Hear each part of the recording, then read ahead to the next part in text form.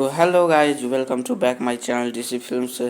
I hope you fine. तो आज हम लोग पढ़ने वाले हैं 10th क्लास के वन चैप्टर जो प्रकाश का परावर्तन है उसके बारे में ऑब्जेक्टिव क्वेश्चन पढ़ेंगे। तो चलिए वीडियो को शुरू करते हैं। एक नंबर सवाल क्या कर रहा है देखते हैं। कह रहा है कि प्रकाश का परावर्तन के कितने नियम होते हैं। तो आप लोग जानते होइएगा दोस्तों, प्रकाश के परावर्तन के 2 नियम होते हैं। अगर जिसको भी अगर दिक्कत हो रही होगी तो यह वीडियो के माध्यम से वह अपना सॉल्यूशन कर सकते हैं। तो चलिए 2 नंबर प्रश्न को देखते हैं। 2 नंबर प्रश्न कह रहा है कि समतल दर्पण द्वारा बना प्रतिबिंब होता है। समतल दर्पण द्वारा बना प्रतिबिंब कैसा होता है दोस्तों? तो काल्पनिक होता है। आपको याद रखना है, काल्पनिक। 2 का ख नंबर ऑप्शन बिल्कुल ही सही हो जाएगी। चलिए हम लोग देखते हैं अब 3 नंबर प्रश्न को। कह रहा है कि निम्नलिखित में किस दर्पण द्वारा किसी वस्तु का वास्तविक प्रतिबिंब मिल सकता है। मतलब कह रहा है कि कौन सा ऐसा दर्पण है जिसके द्वारा मतलब कि एकदम सीधा जो जिस वस्तु या किसी व्यक्ति का प्रतिबिंब मिल सके तो उसको कहा जाता है दोस्तों अवतल दर्पण द्वारा। अवतल दर्पण द्वारा किसी का मतलब कि वास्तविक प्रतिबिंब मिल सकता है। आइए अब देखते हैं हम 4 नंबर प्रश्न को क्या कह रहा है। 4 नंबर प्रश्न हमारा कह रहा है कि 4 नंबर प्रश्न हमारा कह रहा है कि किस दर्पण की फोकस दूरी चिन्हों की परिपाटी के अनुसार ऋणात्मक मानी जाती है। तो किस दर्पण के द्वारा दोस्तों? तो यहाँ पर अवतल दर्पण इसका सही उत्तर हो जाएगी। मतलब कह रहा है कि किस दर्पण मतलब कि किसी दर्पण का फोकस दूरी उसके चिन्हों की परिपाटी के अनुसार, यहाँ पर अगर ऋणात्मक कर दे तो आप लोग जान जाइएगा कि अवतल दर्पण। अगर यहाँ पर धनात्मक लिखा रहे तो उत्तल दर्पण, धनात्मक में उत्तल दर्पण होता है और ऋणात्मक में अवतल दर्पण होता है। यह आपको दिमाग में बैठाना है। चलिए 5 नंबर हम देखते हैं क्या कर रहा है। 5 नंबर हमारा कह रहा है कि नई कार्तीय चिन्ह परिपाटी के अनुसार दर्पण के सामने रखे गए बिंब की दूरी ले जाती है। कह रहा है कि एक नई कार्तीय चिन्ह कोई भी परिपाटी हो के अनुसार एक दर्पण के सामने रखे गए बिंब दूरी ली जाती है। तो क्या हो जाएगा दोस्तों? तो इसका ऋणात्मक कह रहा है, यानी कि अवतल दर्पण के द्वारा इसका जो बिंब की दूरी होती है लिया जाती है। चलिए अब 6 नंबर प्रश्न को देखते हैं क्या कह रहा है। 6 नंबर प्रश्न कह रहा है कि एक प्रतिबिंब का आकार हमेशा वस्तु के बराबर है तो वह दर्पण कौन सा होगा।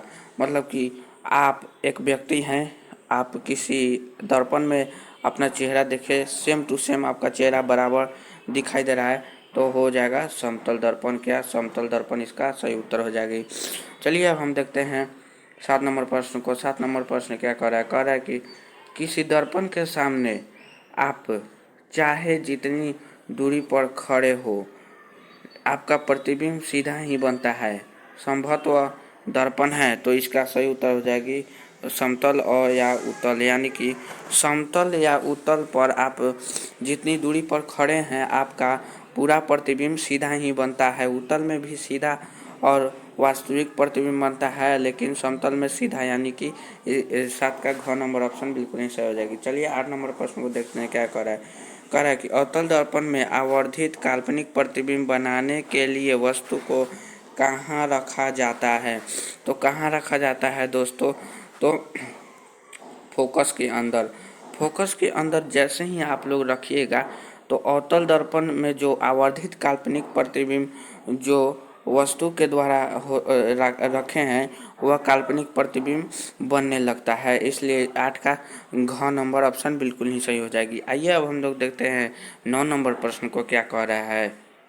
यहाँ पर हमारा 9 नंबर प्रश्न क्या कह रहा है, आइए देखते हैं। 9 नंबर प्रश्न कह रहा है कि किसी वस्तु का अवतल दर्पण द्वारा बना प्रतिबिंब आभासी सीधा तथा छोटा से बड़ा तथा वस्तु से बड़ा पाया गया तो वस्तु की स्थिति कहाँ होनी चाहिए।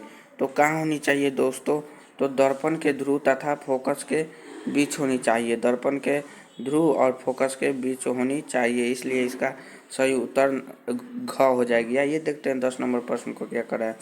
कह रहा है कि उत्तल दर्पण द्वारा बना प्रतिबिंब होता है। मतलब कि कह रहा है उत्तल दर्पण जो दर्पण है उसके द्वारा जो प्रतिबिंब बनता है वह कैसा होता है, तो आपको याद रखना है सीधा और उल्टा, सीधा और उल्टा, हमेशा सीधा और उल्टा होता है। चलिए अब हम लोग देखते हैं 10 नंबर प्रश्न की तरफ क्या कह रहा है। 10 नंबर प्रश्न तो हम लोग देख लिए। अब चलिए हम लोग 11 नंबर प्रश्न को क्या कह रहा है देखते हैं। 11 नंबर प्रश्न हमारा कह रहा है कि एक गोलीय दर्पण द्वारा बने प्रतिबिंब का आवर्धन ऋणात्मक हो तो प्रतिबिंब होगा, यानी कि ऋणात्मक कह रहा है, तो आपको समझ जाना है कि यह अवतल ही कह रहा है। तो अवतल दर्पण के द्वारा प्रतिबिंब हमेशा उल्टा ही बनता है, उल्टा बनता है, इसलिए 11 का क नंबर ऑप्शन बिल्कुल ही सही हो जाएगी।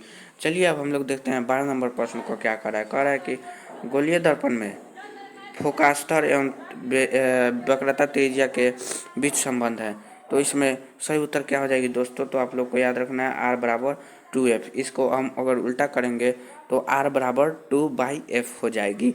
चलिए अब इसी प्रकार हम लोग देखते हैं 13 नंबर प्रश्न को क्या कह रहा है कि वक्रता त्रिज्या 1 मीटर के अवतल दर्पण की फोकस दूरी होगी, कितना होगी दोस्तों, तो आप लोग को याद रखना है 50 सेंटीमीटर होगी, क्योंकि जो यानी कि दर्पण का सूत्र होती है वो सेंटीमीटर में ही गिनी जाती है, इसलिए इसका ख नंबर ऑप्शन बिल्कुल नहीं सही हो जाएगी। चलिए 14 नंबर प्रश्न को देखते हैं क्या कह रहा है कि दाढ़ी बनाने में कौन सा दर्पण उपयुक्त होता है, तो कौन सा उपयुक्त होता है दोस्तों, तो आप लोग को याद रखना है अवतल। यानी कि आप अगर दाढ़ी बनवाते हैं या किसी को देखे होंगे दाढ़ी बनवाते समय, तो उसके जो दर्पण है उस पर देखिएगा, उसका जो प्रतिबिंब है उससे बड़ा दिखाई देता है। चलिए इसी प्रकार हम लोग देखते हैं 15 नंबर सवाल क्या कह रहा है कि अवतल दर्पण की फोकस दूरी उसकी वक्रता त्रिज्या की होती है, तो आप लोग को याद रखना है कि आधी होती है, आधी होती है, यानी कि अवतल दर्पण की जितनी भी त्रिज्या होती है वह वक्रता त्रिज्या की आधी ही होती है। इसी प्रकार हमने 15 सवाल इसमें किया और आप लोगों को इसका जवाब भी बताया।